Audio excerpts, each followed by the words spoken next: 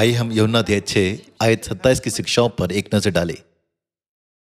नाशवान भोजन के लिए परिश्रम ना करो, परंतु उस भोजन के लिए जो अनंत जीवन तक ठहरता है, जिससे मनुष्य का पुत्र तुम्हें देगा, क्योंकि पिता अर्थात परमेश्वर ने उसी पर छाप लगाई है।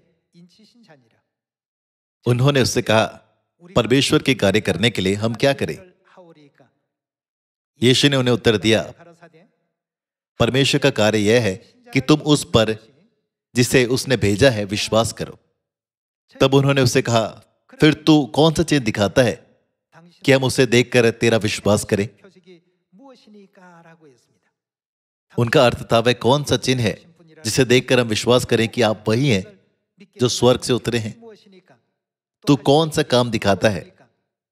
परमेश्वर ने 40 वर्षों तक मन्ना को स्वर्ग से बरसाया। परमेश्वर ने हमारे पूर्वजों को यह अद्भुत और चमत्कारी कार्य दिखाया। क्या तुम हमारे लिए भी ऐसा ही कर सकते हो? कई यहूदियों ने यीशु से यह प्रश्न पूछा। आइए हम आयत 32 के साथ जारी रखें। यीशु ने उनसे कहा, मैं तुमसे सच सच कहता हूं कि मूसा ने तुम्हें वह रोटी स्वर्ग से नहीं दी, परंतु मेरा पिता तुम्हें सच्ची रोटी स्वर्ग से देता है। क्योंकि परमेश्वर की रोटी वही है जो स्वर्ग से उतरकर जगत को जीवन देती है।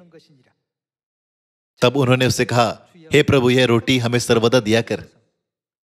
यीशु ने उनसे कहा, यीशु कौन है? जीवन की रोटी मैं हूं। जो मेरे पास आता है वह कभी भूखा ना होगा, और जो मुझ पर विश्वास करता है वह कभी प्यासा ना होगा।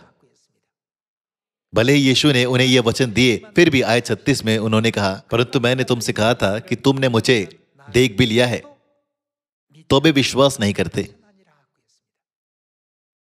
भले ही यीशु इस पृथ्वी पर आए और मानव जाति के लिए उन्हें समझना आसान बनाया, लेकिन उस समय के धार्मिक लोगों ने उन पर विश्वास नहीं किया, क्योंकि वे हमारी तरह मनुष्य के रूप में शरीर में आए थे।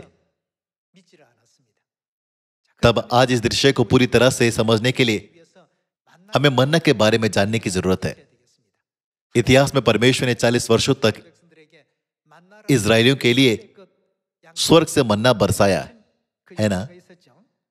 आइए हम निर्गमन अध्याय 16 आयत 31 पर जाएं। इजराइल के घराने ने उस वस्तु का नाम मन्ना रखा, और वह धनिया के समान श्वेत था, और उसका स्वाद मधु के बने हुए पुए का सा था। फिर मूसा ने कहा, यहोवा ने जो आज्ञा दी वह यह है कि इसमें से उमेर भर अपने वंश की पीढ़ी पीढ़ी के लिए रख छोड़ो, जिससे वे जाने कि यहोवा हमको मिस्र देश से निकालकर जंगल में कैसी रोटी खिलाता था। तब मूसा ने हारून से कहा, एक पात्र लेकर उसमें ओमेर भर लेकर उसे यहोवा के आगे रख दे, कि वह तुम्हारी पीढ़ियों के लिए रखा रहे। जैसी आज्ञा यहोवा ने मूसा को दी थी, उसी के अनुसार हारून ने उसको साक्षी के संदूक के आगे धर दिया कि वह वहीं रखा रहे। इसराइली जब तक बसे हुए देश में ना पहुंचे तब तक, अर्थात 40 वर्ष तक क्या खाते रहे? मन्ना खाते रहे। इसराइलियों ने अपनी 40 वर्ष की यात्रा के दौरान जंगल में घूमते हुए मन्ना नामक भोजन खाया, जो स्वर्ग की रोटी है।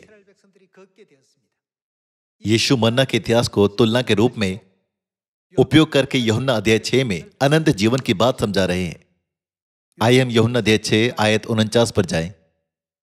तुम्हारे बाप दादाओं ने जंगल में मन्ना खाया और मर गए।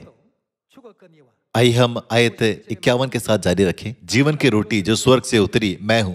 यदि कोई इस रोटी में से खाए तो सर्वदा जीवित रहेगा, और जो रोटी मैं जगत के जीवन के लिए दूंगा वह मेरा मांस है। इस पर यहूदी यह कहकर आपस में झगड़ने लगे, यह मनुष्य कैसे हमें अपना मांस खाने को दे सकता है? यीशु ने उनसे कहा, मैं तुमसे सच सच कहता हूं कि जब तक तुम मनुष्य का पुत्र का मांस न खाओ और उसका लहू ना पियो, तो तुम में क्या नहीं, तुम में जीवन नहीं। यीशु ने कहा, मैं मन्ना की असलियत हूं। आयत 54, जो मेरा मांस खाता और मेरा लहू पीता है क्या उसी का है? अनंत जीवन उसी का है, और मैं उसे अंतिम दिन फिर जिला उठाऊंगा, क्योंकि मेरा मांस वास्तव में खाने की वस्तु है और मेरा लहू वास्तव में पीने की वस्तु है। जो मेरा मांस खाता और मेरा लहू पीता है वह मुझ में स्थिर बना रहता है और मैं उसमें। जैसा जीवित पिता ने मुझे भेजा और मैं पिता के कारण जीवित हूं, वैसे ही वह भी जो मुझे खाएगा मेरे कारण जीवित रहेगा। यीशु जीवन का वृक्ष है।